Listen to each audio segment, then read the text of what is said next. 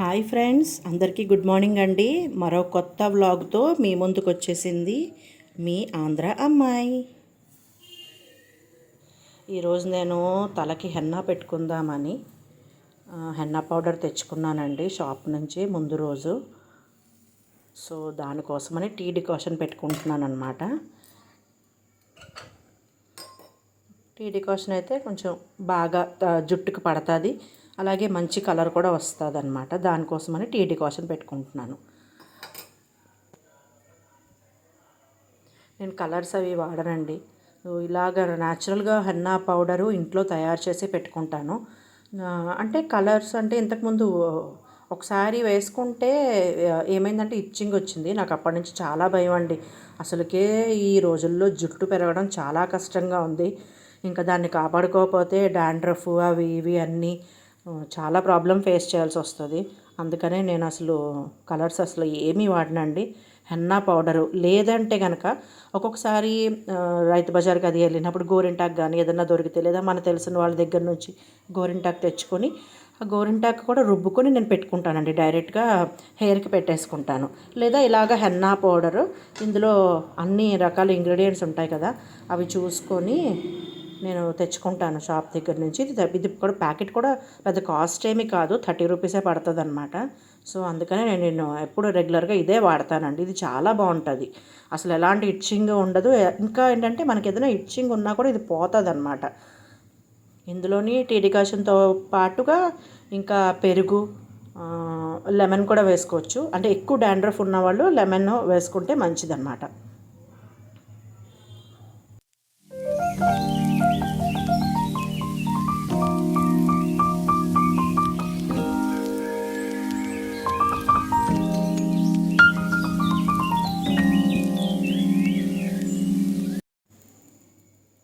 ఈరోజు మధ్యాహ్నం నేను వంట కోసము మామిడికాయ పప్పు చేస్తున్నానండి. సో నాకు సాటర్డే కాబట్టి అలాగో నాన్ వెజ్ తిన్నాం కదా, సో అందుకని మామిడికాయ పప్పు చేస్తున్నాను. వీకెండ్ చాలామంది వీకెండ్ చాలా జాలీ అనుకుంటారు, కానీ హౌస్ వైఫ్స్కి మాత్రం వీకెండ్లోనే ఎక్కువ వర్క్ ఉంటుందండి. సాటర్డేస్ అంటే ఇంకా మనం అలాగో బ్రేక్ఫాస్ట్లు అంటే టిఫిన్స్ ఇవి ఎక్కువగా ఈవినింగ్ టిఫిన్సే చేసుకుంటాం కంపల్సరీగా. దానికోసం పప్పులు రుబ్బుకోవడాలు, చట్నీలు చేసుకోవడాలు, వంట కాకుండా ఎక్స్ట్రా వర్క్ ఇవన్నీ. తర్వాత ఇంకా సండే అంటే నాన్ వెజ్ కాబట్టి ఎక్కువ కర్రీస్ అవి తెచ్చుకుంటాము. బిర్యానీస్ ఏమన్నా చేసుకుంటాము. కోర్స్ అలాగా సాటర్డే సండే వర్క్ హౌస్ వైఫ్స్కి జాబ్ చేసే వాళ్ళతో పోలిస్తే కనుక చాలా ఎక్కువ అనిపిస్తుందండి నిజంగాను. ఇంకా జాబ్ చేస్తానన్నా కొంచెం రిలాక్స్ ఉంటుందేమో, కానీ హౌస్ వైఫ్స్కి మాత్రం అసలు రిలాక్స్ అనేదే ఉండదండి.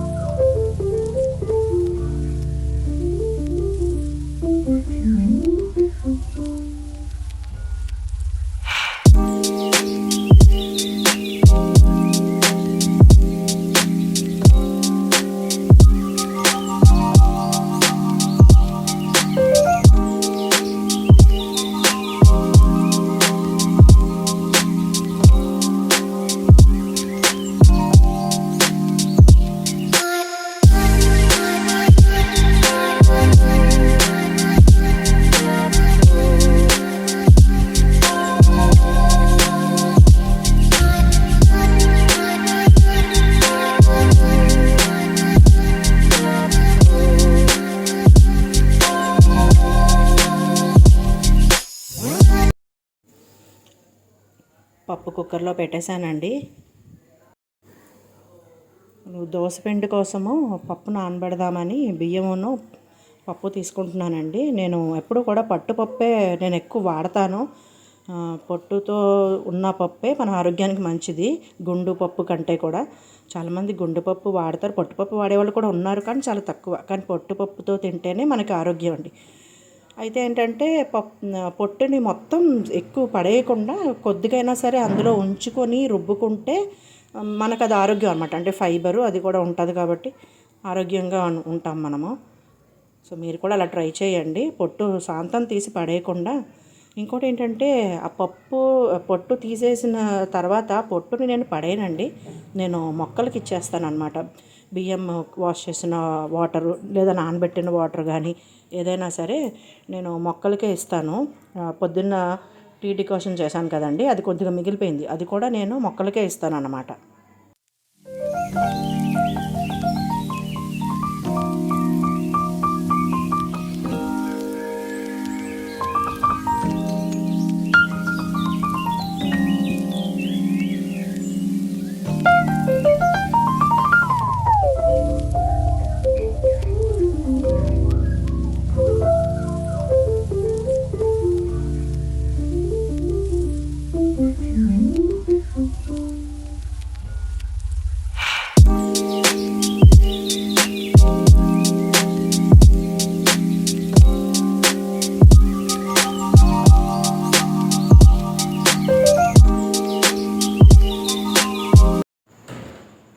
పప్పు కానీ బియ్యం కానీ అట్లీస్ట్ 5 to 6 అవర్స్ నానితే చాలా బాగుంటుందండి.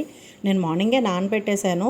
సో ఇప్పుడు ఈవినింగ్ అయిపోయిందనమాట. ఈవినింగ్ దీన్ని కడుగుతున్నాను. ఈ విధంగా కడిగితే మనకి చాలా తేలికగా పప్పు నుండి పట్టు వేరైపోయి వచ్చేస్తుందండి. దాన్ని మనం డైరెక్ట్గా మొక్కలకి ఇచ్చేసుకోవచ్చు. చాలా ఈజీ ప్రాసెస్ ఇది. అసలు నాకైతే 5 to 10 మినిట్సే పడుతుందండి, అంతకు మించి అసలు పట్టనే పట్టదు. ఈ 5 to 10 మినిట్స్ కోసము చాలామంది ఇది కడుక్కోవడానికి చాలా పెద్ద ప్రాసెస్ అని చెప్పి గుండు పప్పును వాడతారు. దానికంటే కూడా ఇలా సింపుల్గా ఈజీగా కడిగేసుకోవచ్చండి. చాలా చాలా టేస్టీగా కూడా ఉంటాయి. మీరు కూడా ట్రై చేయండి. ఇప్పుడు మనము శుభ్రంగా కడిగేసుకున్నాం కదా, ఈ బియ్యాన్ని ప్లస్ ఇంకా పప్పుని కూడా మిక్సీలో వేసేసుకొని దోసపిండికి రుబ్బేసుకుందాము.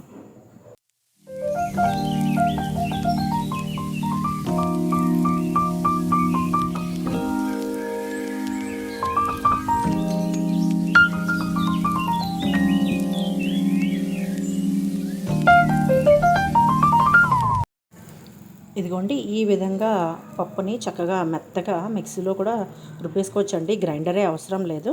పని అయిపోయిన తర్వాత నేను ఇలా నీట్గా తుడిచేసుకుంటాను అనమాట. గట్టు మీద అండ్ మిక్సీ కూడా నీట్గా తుడిచేసుకుంటాను నేను.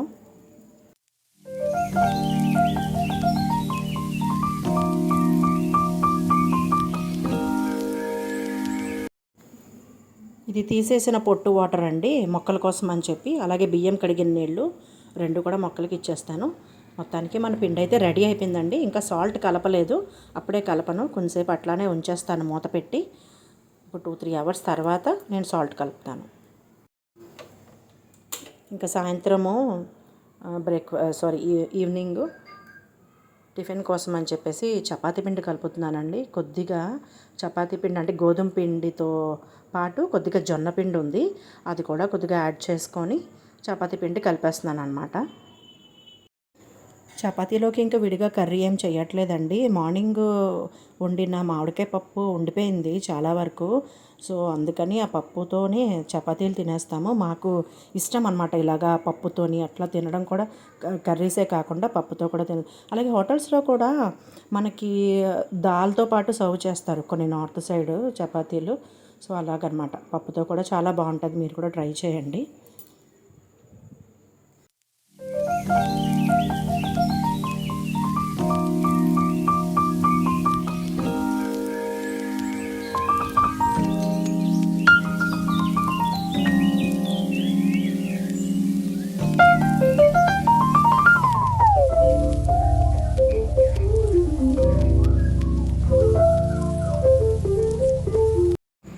పిండి మొత్తం కూడా ఇలా మెత్తగా కలిపేసుకున్న తర్వాత బాగా కలపాలండి. బాగా కలిపేసుకున్న తర్వాత చక్కగా మూత పెట్టేసి ఒక 1 అవర్ పాటు నేను అలా ఉంచేస్తానన్నమాట. ఇమీడియట్గా చపాతీ చేయను, ఒక 1 అవర్ అలా మూత పెట్టేసి ఉంచేస్తాను. ఈలోపు బయట ముగ్గు వేయాలండి, ఎందుకంటే రేపు ఏకాదశి కదా. సో రేపు పూజ చేసుకోవాలి, గుడికి కూడా అలాగే వెళ్ళి రావాలి. మీకు కూడా చూపిస్తాను మా ఊరి గుడి. ఇప్పుడైతే బయట ముగ్గు వేసేస్తున్నానండి. పదండి వెళ్దాం.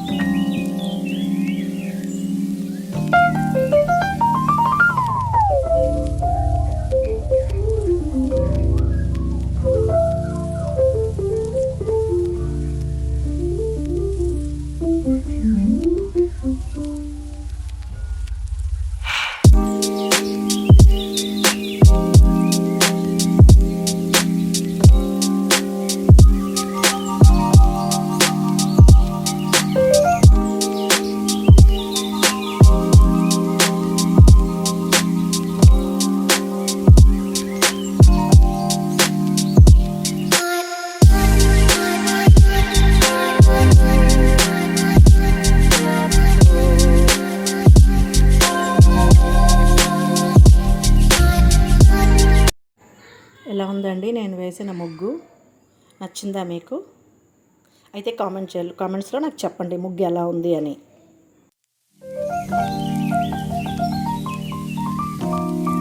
సో ఇప్పుడు చపాతీ పిండి కలిపి 1 అవర్ దాటిపోయిందండి. అందుకే ఇంకా నైట్ డిన్నర్ కోసమని నేను చపాతీలు చేయడము స్టార్ట్ చేసేసాను. చక్కగా ఇలా రౌండ్గా చేసుకొని 2 వైపులా ఒక హాఫ్ స్పూన్ నూనె వేసుకొని కాల్చుకుంటే వేడి వేడి చపాతీలు అనేది రెడీ అయిపోతాయండి.